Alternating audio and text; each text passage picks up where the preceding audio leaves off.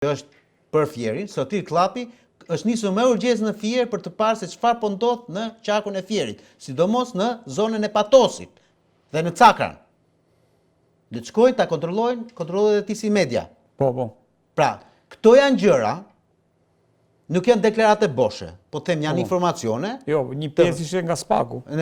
Të cilat domethënë po ndodhin, po flas për këto 3-4 qarqe ku Naltmallnia e Tia ka deklaruar se do marrë një mandat më tepër. Po sigurisht mund t'i marrë një mandat më tepër, 2, 3 dhe 5. Kështu? Po nëse i merr dhe Spak, domethënë nuk ndërhyn para se t'i marrë. Ç'ndodh me këto mandate? Tani unë po të flas ty shprehimi. Jo. Unë nuk jam as etus. Jo. As polic. Unë dua që opinioni që po na ndjek të kuptoj nëse merren në këtë formë. Unë po flas për Spakun. Dhe nëse vuloset rezultati i zgjedhjeve. Ne ta vulosin më redon. A ndryshon ai nëse Spak vërteton se sa po ta tham Arsidio. Okej. Tani unë po të them Spaku aktualisht administratori në njësisë administrative Cipër e ka marrë në tani ky a u ngrit dhe tha unë do marr një mandat më tepër. Sigurisht mund ta marrë edhe një mandat më tepër, po vuri këta lakenit në sulm. Ndërkohë, Joni Mishketa, Partia Demokratike dhe Piranja, pse s'bëjnë këto hetime, po merren aty me prifin e Elbasanit se ku ti çonte mesazhe. Të diçojnë ato kamrat e fsheta që kanë, ti faktojnë këto gjëra, ti çojnë Spag. Joni se po të ketë vullnet kundër këtyre fenomeneve. Po mos merremi me koleg Joni Mishketa, kandidat i koalicionit Euroatlantik në Durrës dhe kryetari i koalicionit Euroatlantik. Jon, kënaqësi që të kam. Kënaqësia gjithmonë e një të jem në studio me tyre. Të kërkoj shumë ndjesë se shkputa nga aktiviteti yt politik, por shumë pak do të mbaj, thjesht për të informuar. Kjo aktivitetit politik. Sigurisht. Joni, do doja një fotografi, dhe më si e lexon fotografin e deri tanishme për sa i përket procesit zgjedhor në qarkun e Durrësit, duke qenë se ti pak a shumë e mbulon gjithë qarkun. Dhe pastaj posaçërisht në qytetin e Durrësit. Ka ndodhur ajo që unë kam prekur me dorë gjatë gjithë kësaj periudhe që kam qenë në terren duke pasur përbisedime me qytetarët.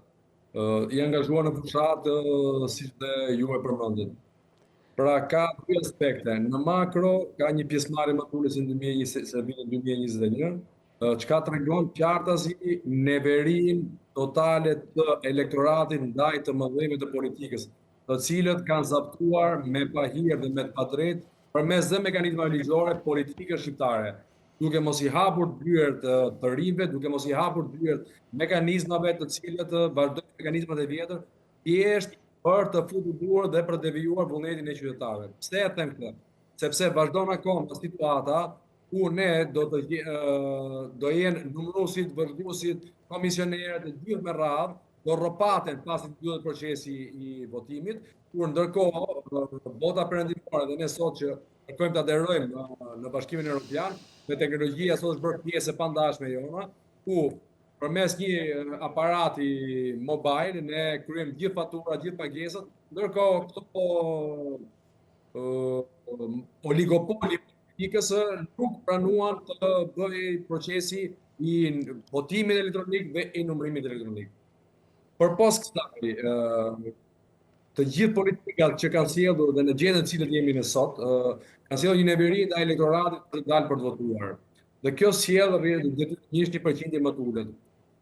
Nëse ta shohim në aspektin e nevën thojsa që janë sigla të reja, sepse koalicioni Euroatlantik është një sigël e re, por nuk ka njerëz pa eksperiencë, ka njerëz të ri për shkak të angazhimit në jetën e tyre profesionale, por po ta kap në aspektin tim personal, kam 18 vite që merrem i angazhuar në politikë dhe atë që vjen re është që nuk krijojnë kushte për të bërë gara të cilat janë një praktike gjatë. Duhet ndalem edhe në fjalën që tha avokati, po jam plotësisht dakord që pushteti Rama sot do përdorë të gjithë mekanizmat e tij për të devijuar vullnetin e votës, duke përdorur dhe kriminalë, duke përdorur dhe paligjshmërinë, duke përdorur dhe parat, që është e vërtetë ajo që thotë, dhe ne kemi vlutime, pavarësisht se nuk kanë fakte reale. Për të ditur që 2 ditë përpara dhe në zonën e Durrësit, në zonat e rurale të Durrësit, shije karvan me makina dhe njerëz që hyje dinin ma mensohet që janë bërë pagesa në dorë qytetarëve për të jetësuar vullnetin e tyre të votës. Joni. Tyre desi del me shpirtin. Joni. Dhe nuk krijojnë hapësira që ne të garojmë në garat ndershme. Joni, pra, mos pjesëmarrja në ato shifra ku të paktën ka qenë 2021, është pasojë e neverisë që qytetarët kanë për, le të themi, për politikën në tërësi, apo është për shkak të presionit dhe pranisë së grupeve kriminale në terren, siç ishte akuza që sekretari i përgjithshëm i Partisë Demokratike bëri për një qendër në Vorë. Situata nuk është bardhëzi, pra grupet kriminale kanë pasur akses më të madh përpara krijimit të SPAK-ut, si drejtësi së re, sot janë të pak më shumë të turur, sepse është një mekanizëm i cili i godet drejt për drejt ata. Ne mos harrojmë të vitet e shkuar, vjen 2017, dosje të 339 dhe 184, ku këto flasin në mënyrë shumë të lirshme në telefona, pra grupet kriminale me drejtues qarjes, me ministra, zëvendës ministra, drejtor policisë, dhe mburren duke nënqeshur në telefonat e tyre që dëgjohen për bëmat që kanë bërë, për takimet elektorale dhe njerëzit që kanë rreth vetes, dhe ne dihet se si ta forcat e errta i mbajnë këta njerëz. Nuk i mbajnë këta njerëz me alternativa politike ose me mirëqenie, po i mbajnë sepse këto kontrollojnë territorin dhe territorin e kontrollojnë në bashkërendim me qeverinë ose me forcat e rendit, me bekimin e politikës. Se pa pasur këtë ortakëri, ata s'janë askush. Pra, janë më të devotshëm, më dinjitos, më burror, më të qëndrueshëm janë njerëz të thjeshtë që hasen rrugit me probleme të shumta, dhe jo këto grupe kriminale të cilët po ti hiki kjo aleancë që kanë me pushtetin, atëherë këto s'janë përkushje. Unë duhet të them që përpos grupe kriminale që janë modifikuar dhe nuk janë më aq qarta si sot, por punojnë më tepër në rrogos, kemi dhe efektin e neverisë nga politika e tjetër. Pra, nga 12 vjeçari stërmundues dhe me bëma dhe me rekorde as pak pozitive për Shqipërinë dhe për shqiptarët dhe ndërsi të qeverisë Rama, gjithashtu dhe për një alternativë të dështuar nga monopol, nga ata që monopolizojnë opozitën, me demek se janë djathtë, por brenda djathtës nuk kanë asgjë. Kjo janë të dyja këto kahe të cilët sjellin dhe mos pjesëmarrje njerëzve, sepse nuk shohin alternativë nga ana tjetër.